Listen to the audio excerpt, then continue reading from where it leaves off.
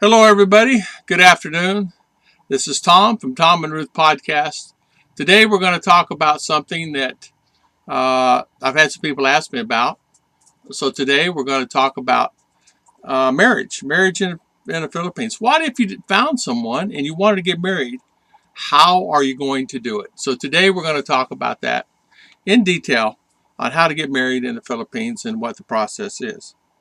And then we'll talk a little bit about the parents and the consent and the marriage itself and things like that. But say, for instance, you found a lady you want to get married, or a man you want to get married here in the Philippines, and so you hear it raining. It's raining, so you're going to need an ID card uh, from both, of course. Now, each area is going to be a little bit different. What I'm going to say is this: this is from my area where I live. So other areas of the Philippines may require things differently to get married. But ultimately, there is one thing that is for sure that you have to have is a letter of consideration from Manila showing that you are divorced and that you're not married to anybody in the United States, and it's to show them that you are divorced. So you need to get that first before anything else. And you can just go online, and you may have to, well, it depends. I think there's an office in Cebu you can get it, and in Davao and CDO. Don't quote me on it, but letter of consideration. Okay, so say you get that, and you have your ID card with your passport and things like that, and your birth certificate, and or a copy of your divorce decree. Most important, you got to be divorced. You can't come here and get married, and you're married to someone else in the States. So you have to be divorced. All right, you need photo IDs of both of you. If younger than 18, which believe it or not, there is. We met somebody in Manila when I was getting my letter of authorization to get married here. It was like amazing. There was a young adult. She was 14, 15 years old. Was going to marry a American, and I say he's about 30 years old. But their mother was there to give consent and all the above. So, all right. So, and then you have to have what they call a municipal form 8. It's advice on getting married. Now, here, what we had to do, we had to go to the municipality and fill out a few forms.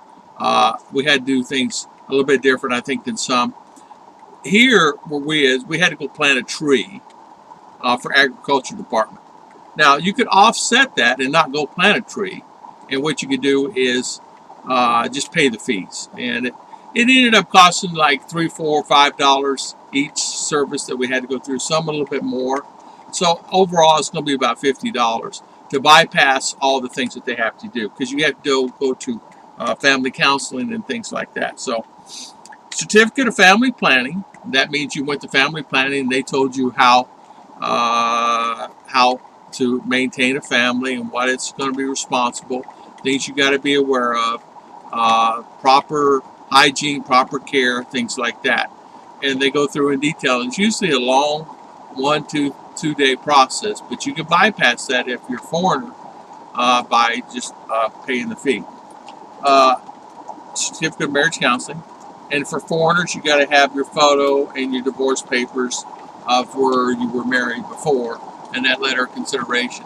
Man, it is really coming down. I mean, it's coming down heavy out there. So hopefully you guys can hear me. I'll talk a little louder. Oh, I can't. No. All right. Certificate. And then there's another certificate that you had to get. It's a certificate on sexual education. And what that does, it goes in depth and things like that. And like I said, depending on where you're at, you may have to plant a tree or something like that.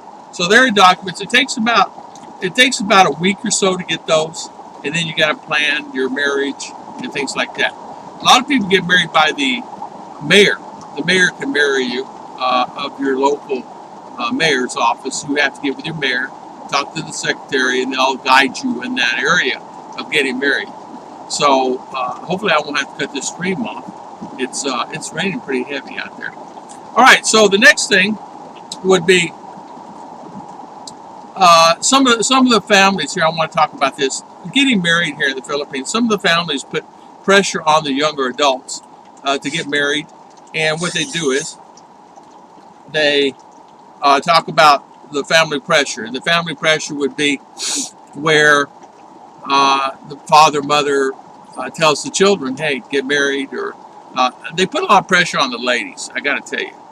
They put a lot of pressure on the ladies to get married early on, so someone can bring home the bacon, what it boils down to. And what that means, everybody pretty well knows what that means, because, parents sometimes will want their children to get married so they can have someone help them around. Because girls will tend to gravitate more taking care of the parents. What I've noticed in my area. This is what I've noticed in my area. Does not mean it's the same in everybody else's area, but that's where I notice where I'm at. Usually the girls are more adamant to work and more adamant to maintain and take care of their parents. Now, you do have what they call tribal marriage here. You can get married by a tribe, and you can get divorced by the tribe. But once you get tribe, you get into tribal marriages, it gets in depth a lot of things. You got to actually pay your way through that marriage with a dowry and things like that. They may ask you to get them some more caribou and horse or cows or whatever, house, whatever. But tribal is different. Tribal is the only one that you can get a divorce in here in the Philippines and remarry again. No other, if you're married by Catholic or any other religion, there's no divorce in the Philippines except for tribal. Tribal is the only one that can do that. All right, so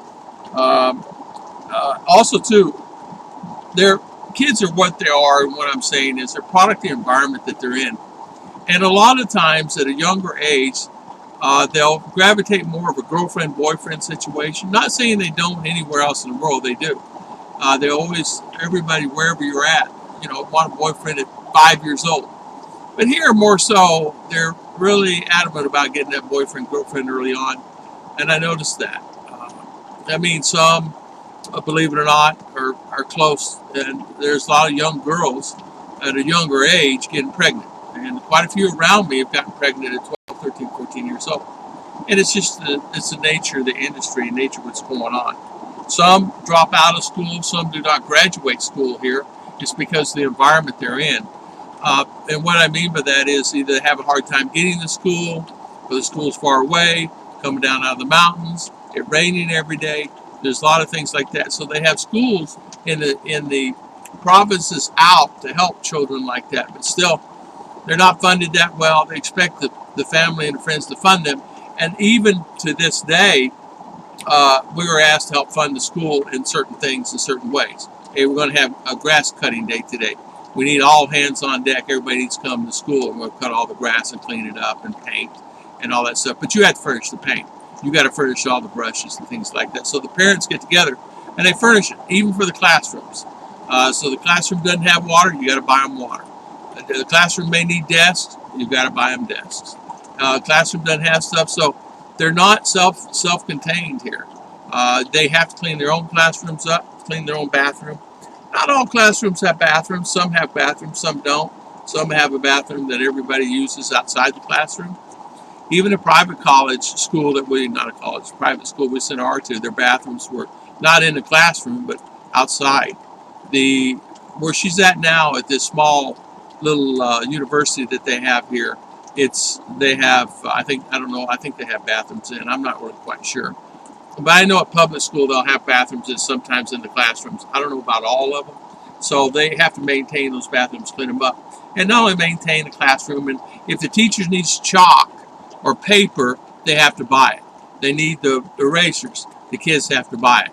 I'm amazed. That was a shock for me.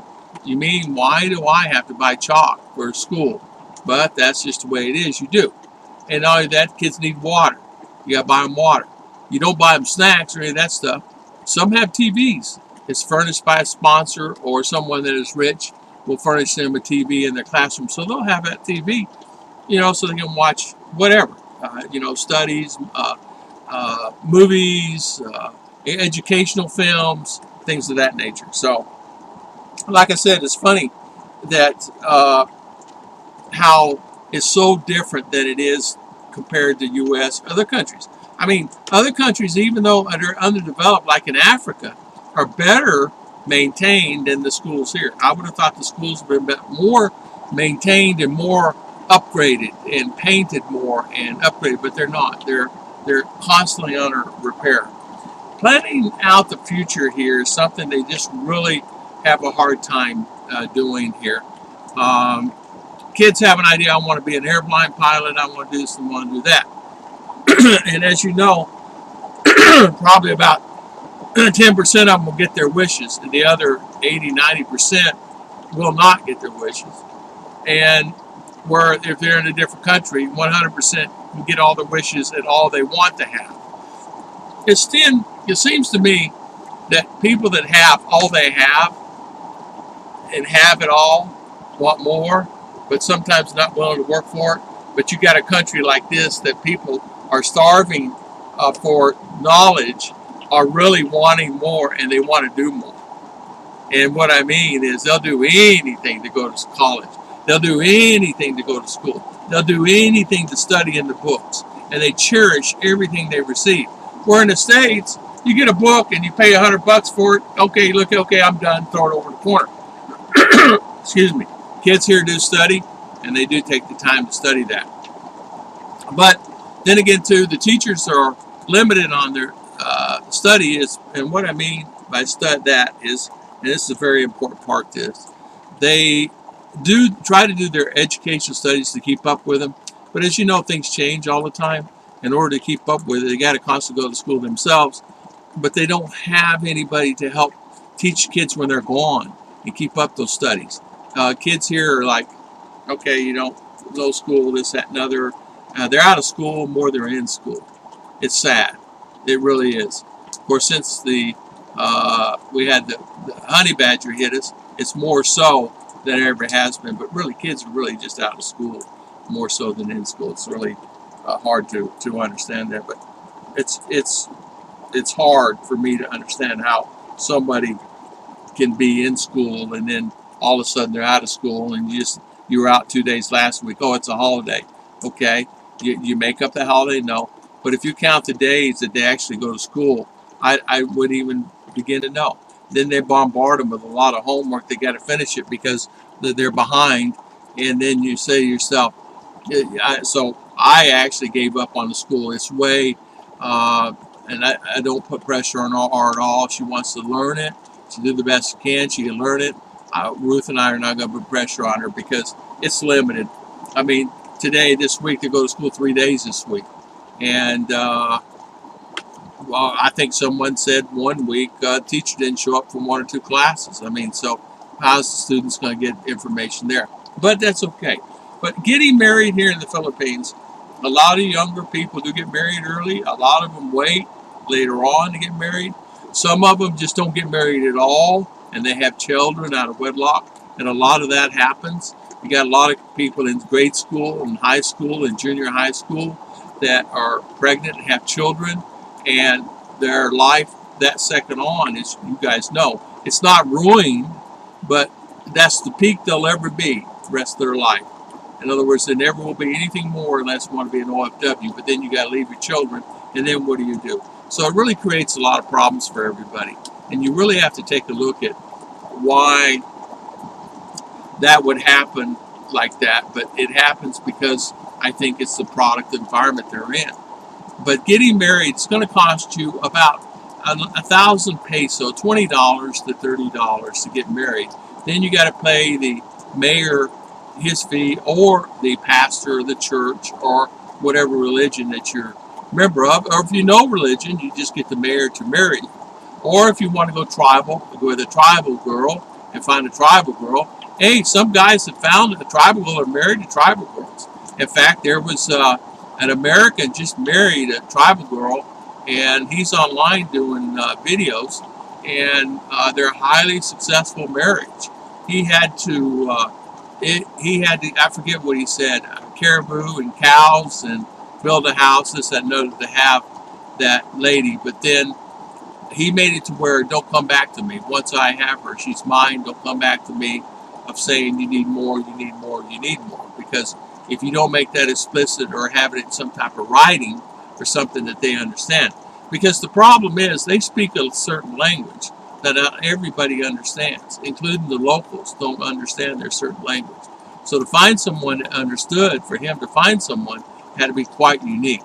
And what I understand how they met was they met in town, and she was in town, and one thing led to another, and they're married. So, and he went to the tribal guy in charge of the tribe and talked to him. So, and that's a good thing for them, and I'm happy for them. I'm really happy for them. So, today's how to get married, and should you get married, of course, and should you be happy, of course. Always be happy, always be good. God bless everybody. Thank you so much for always watching my videos. I hope this thing went through okay. It's raining so hard out there. There's no way in the world we didn't get 20, 30 inches already. No, it's raining hard. When it rains this hard, a lot of rain comes out fast. God bless. I'll see you guys next time.